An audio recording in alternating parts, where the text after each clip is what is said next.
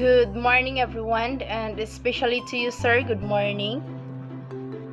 These are the 10 school practices that I have experienced that don't contribute to a positive culture. First, favoritism of a teacher to their students.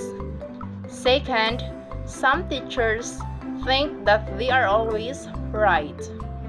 Third, inconsiderate teacher. Fourth, a judgmental teacher.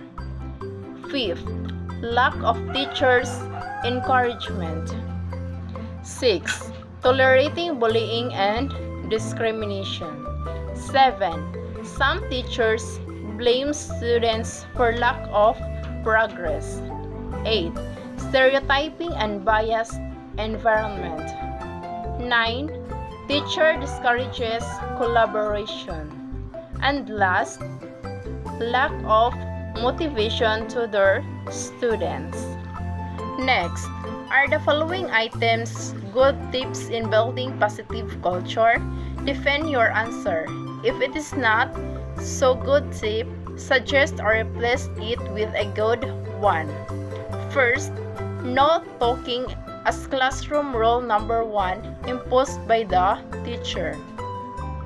For me, it is no. It is not a good tip in building positive culture because this will limit the students' capability to engage in classroom discussion process. It is okay to have a peaceful classroom environment. However, we should not compromise the students' engagement and freedom to talk by limiting them, such as to answer questions or ask for clarification.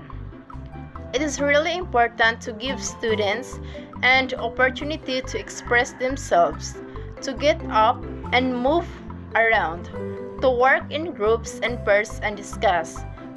Classrooms should be vibrant, interesting, and exciting place to learn. That is why teachers should always be considerate in building classroom rules and procedures collaboratively and positively. The replacement tip: do not talk with your seatmate when the teacher is discussing. Just raise your hand if you want to answer or ask question. Second, if some students say they need a quiet area to work in at times, they make a sign like quiet area brings at work.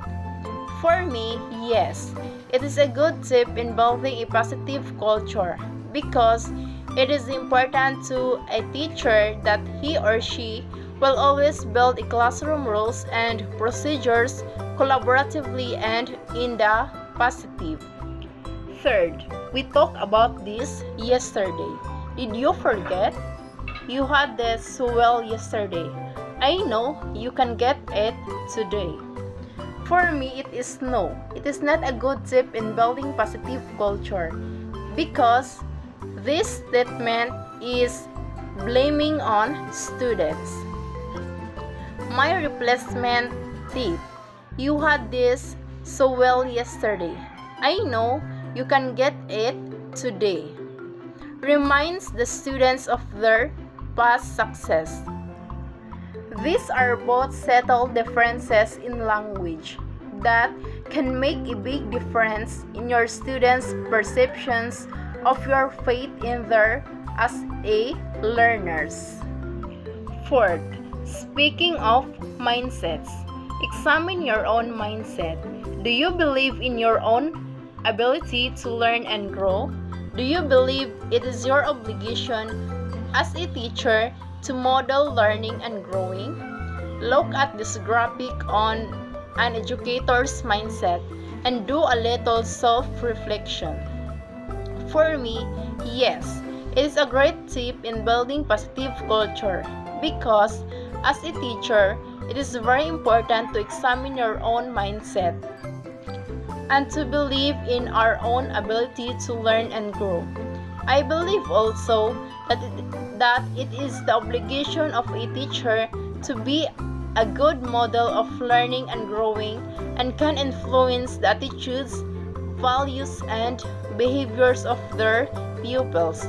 A positive role model serves as an example, inspiring children to live meaningful lives. Teachers are a constant presence in child's life. They influence child as much as, if not even more than, parents do. For me, these are the 5 ways to establish a positive school culture. First is, tell students you believe in them. Continually, let your students know you believe in them, saying, "I know you can get this," rather than "you need to try harder." Second, share honest feedback. Be honest in your feedback. Good feedback tells the learners that they did correctly, where they may have missed the mark, and what specifically they need to do next.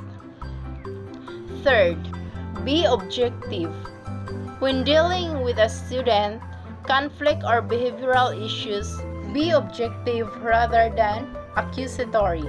Fourth, make the learning benefit the learner. Fifth, build roles collaboratively. It means that classroom roles should apply to everyone equally. That's all, and thank you.